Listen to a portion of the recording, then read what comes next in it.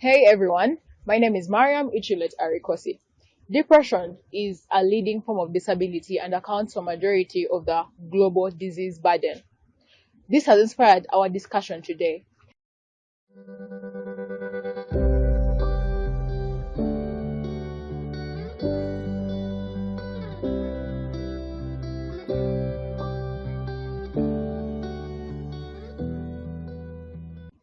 WHO defines depression as a mental health disorder that comprises of persistent low moods, lack of interest in activity, and causes a significant impairment in our daily life. Joining me today is Teresa, Luther, and Daphne to discuss this topic in depth. Guys, what do you think depression is in your own understanding? Teresa. In my understanding, depression is a mental illness, and it's about a change of the mood. So, if you're like an introvert and then you're Suddenly.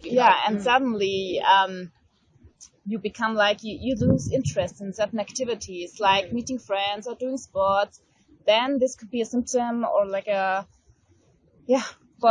depression. Yeah, Yes. true. Yeah. Luther, what do you think? Yeah, I think depression is a mood disorder because it affects the mood. It's a mood disorder that is characterized by isolation, loss of interest in some things like activities. Yeah, And yeah, that's basically what I can true. And that, describe it to be. Well, for me, depression is something that something I look at a mood killer, if I may say. It kills everything, all visions, hope, everything that you like. It just kills it. That's what depression is. yeah.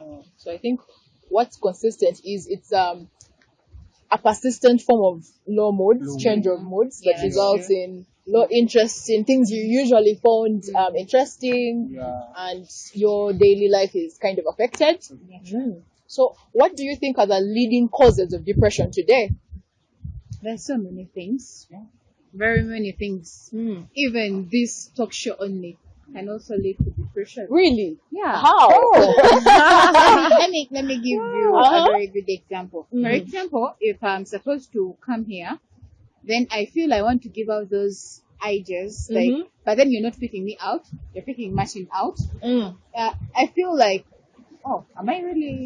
do I really matter in this? Then you start having that low esteem, which will lead to that depression thing that will come to you. Yeah, that's because the moment you're in a society where you feel like growing up, everyone, you feel like I can do this, especially if you've lived in an environment of where you've seen people have been making it in life, and you feel like one day I'm also going to be there. So you're trying to make it out in life, because for me, I'm a journalist. So when I'm trying to make it out in life, then when we are here trying to have a talk show, like to talk about something, then you feel like, and I start talking, then you start eliminating me out. Kind of, there is things happen. So must there be a scenario of continuous maybe being left out? Because that initial being left out may not lead to depression. Because I think it happens every day in our daily life. Social participation. There are some people who are very weak, so it just happens once, and they will start putting it in their minds like, maybe I am not that very good. So, but for you, in you, you feel like I really want to make it. That thing is pushing. I want to make it, but then that thing has happened to you. Now you feel like I'm not good. So it leads you to.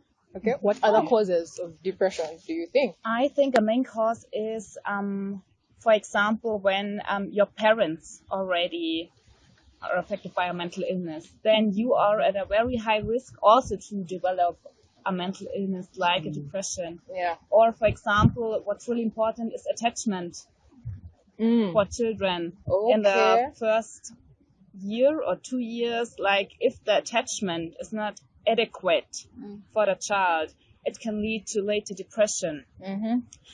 Also, as I already mentioned, like social participation is a main cause. A lack of social participation in schools, in peer groups, so important, in a family.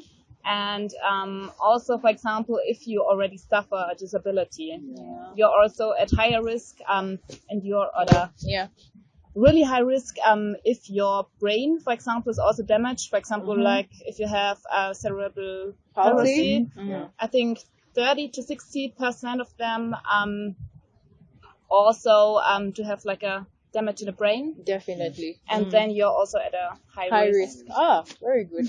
Martin, what do you think are the other causes besides what has been mentioned? I think other causes would also include loss of certain things. For example, if you lose a loved one, or you lose property, or maybe you've lost your job, very good job, you've been getting some money.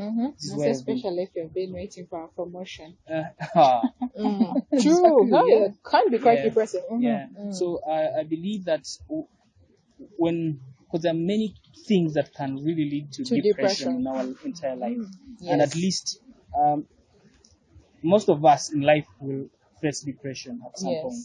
And it will be attributed to a number of things.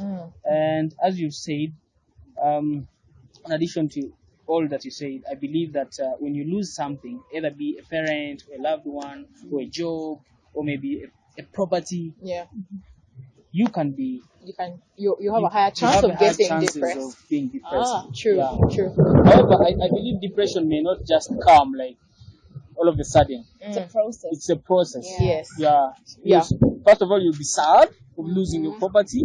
Second, you'll be like, oh, am I going to make? You start thinking now. You start wondering. Yes. So in that process, you now start being depressed. Like you feel like, oh, everything is a mess now. The whole world. So additionally, to kind of bring all that you have said as well, it also stems from having poor coping mechanisms to different kind of calamities in your life, be it loss of a parent, loss of a job, failure to go to the next class. This lockdown has failing to cope to this change has really taken most people to depression.